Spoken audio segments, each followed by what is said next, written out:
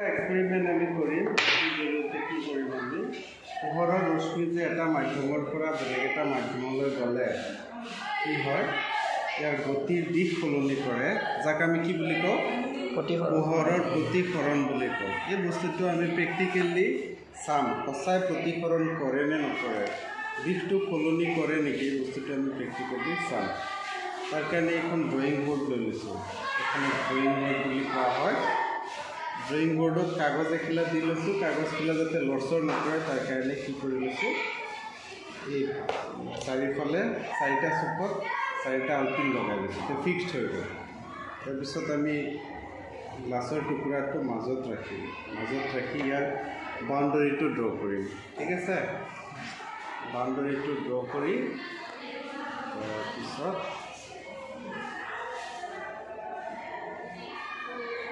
বাউণ্ডেৰীটো draw কৰিছোঁ আয়তকাৰ গ্লাছৰ টুকুৰা। ঠিক আছে, এইটো হৈছে আয়তকাৰ গ্লাছৰ টুকুৰা। অলপ চলপ বাকী থাকিলে আমি স্কেলেৰে হেৰি কৰি দিব পাৰোঁ, লগাই দিব পাৰোঁ এইখিনি।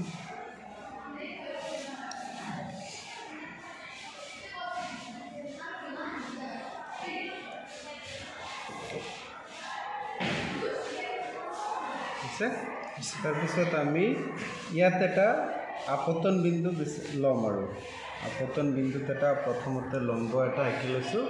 তাৰপিছত আমি আমাৰ নিজৰ ইচ্ছামতে এটা ৰশ্মি আপতিত হ'ব দিম এইটো দিশত, হৈছে এইটো দিশত আপতিত হ'ব দিছে। তাৰপিছত আমি গ্লাছেৰে চাব লাগে এই ৰশ্মিটো কেনেকৈ হৈছে, কিন্তু আমি এইটো ধৰিব নোৱাৰিম। গতিকে আমি এইটো আপতিত ৰশ্মিটো ভালদৰে দেখা পাবলৈ আমি কি কৰিছোঁ, ইয়াতে দুটা আলপিন পুতি লৈছোঁ।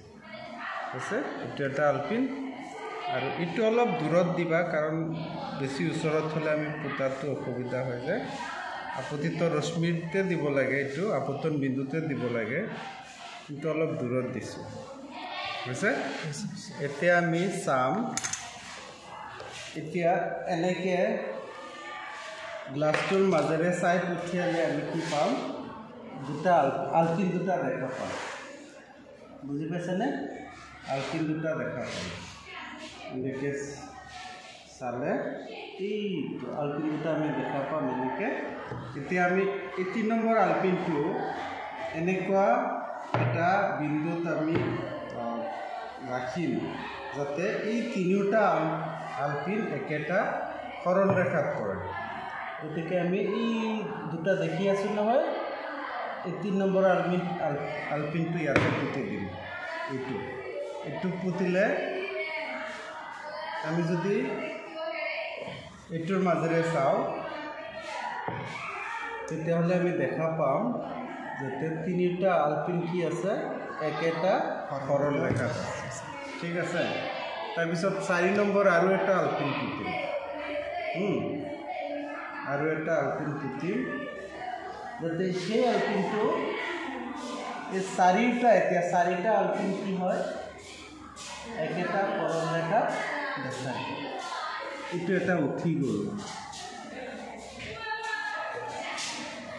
এইটো এটা উঠি গ'ল।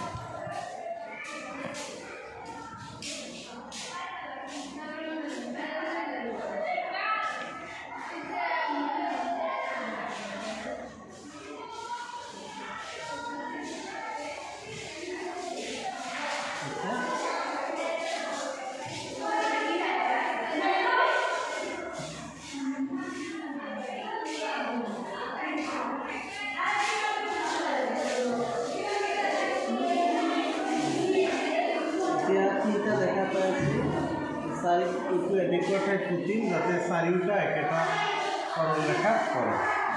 এইটো এনেকৈ চালে সৰল ৰেখাত যেন নালাগে, কিন্তু আমি ভিতৰেদি চাওঁ তেতিয়া একেটা সৰল ৰেখাত যেন লাগে। হৈছে, চোৱাচোন সৰল ৰেখাত পৰিছেনে নাই,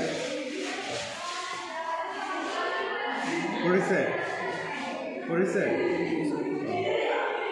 দেখা পাইছেনে? ঠিক আছে, এতিয়া আমি এইটো আঁতৰাই দিম। আঁতৰাই দি এই বিন্দুবিলাক আমি সংযোগ কৰি দিম। এই বিন্দুবিলাক পাইছোঁ এইটো, এতিয়া আমি উঠাই দিব পাৰোঁ। আছে, উঠাই দি এতিয়া আমি কি কৰিম,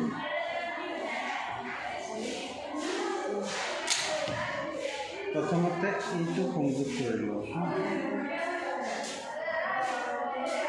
এইটো সংযোগ কৰি লৈছোঁ তাৰপিছত এইটো হৈছে ইয়াত এটা অবিলম্ব ইয়াতো এটা আঁকিছোঁ এতিয়া তাৰপিছত এই বিন্দুটো আৰু এই বিন্দুটো সংযোগ কৰিছোঁ এতিয়া চোৱা আমি যদি চিধাকৈ আহে এই ৰশ্মিটো চিধাকৈ আহে হয়নে নহয় তেতিয়াহ'লে এইটো দিশত গ'লে হয় কিন্তু এইটো দিশত নগৈ এইটো দিশত গৈছে হয়নে আৰু এইটো চিধাকৈ গ'লে এইটো দিশত আহিলে হয় কিন্তু এইটো দিশত নগৈ অলপ আঁতৰি গৈছে এইটোৱে কি বুজায় মানে পোহৰ ৰশ্মি এটা লঘুত্তৰ মাধ্যমৰ পৰা ঘনত্বৰ মাধ্যমলৈ গ'লে পোহৰ ৰশ্মিটো অবিলম্বৰ কি হৈছে কাষ চাপি আৰু ইয়াতো কি হৈছে পোহৰ ৰশ্মি ঘনত্বৰ মাধ্যমৰ পৰা লঘুত্তৰ মাধ্যমলৈ গ'লে পোহৰ ৰশ্মি কি হৈছে অবিলম্বৰ পৰা আঁতৰি গৈছে ইয়াত ঘনত্বৰ মাধ্যমৰ পৰা লঘুত্তৰ মাধ্যমলৈ গৈছে আৰু ইয়াত কি হৈছে লঘুত্তৰ মাধ্যমৰ পৰা ঘনত্বৰ মাধ্যমলৈ সেইকাৰণে কাষ চাপিছে আৰু ইয়াত কি হৈছে